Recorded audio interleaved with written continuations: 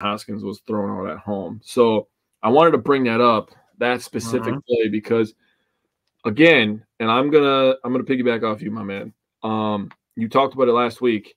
People complaining about, getting thrown out at home. And I saw a bunch of people, and Sam Decker, sorry, got to call you out, Sam Decker. Got to call you out by name because you're a big boy name. He said, Jason Lane consistently sending our slowest runners to get thrown out at home is a hilarious mistake.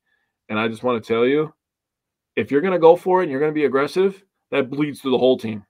I don't care. But, people complaining about Hoskins getting thrown out. I mean, can we stop? Do you want the Brewers to score runs and be aggressive or not? I mean, pick a side, really. That's all I got. Question needs to be answered. That wasn't rhetorical. That question needs to be answered.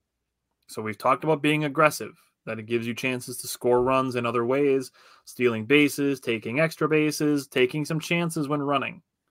Now, Rhys Hoskins was thrown out at home plate. That's one of those things where you only hear Jason Lane's name when guys are getting thrown out.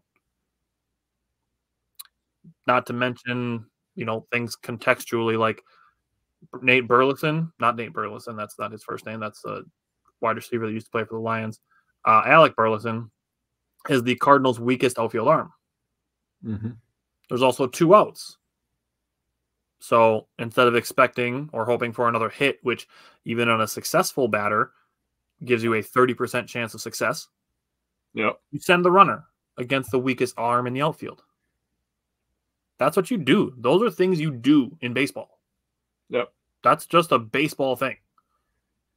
That's one of those things where people like to go online and be like, you don't know baseball, you don't know ball. No, that's actually a knowing ball thing.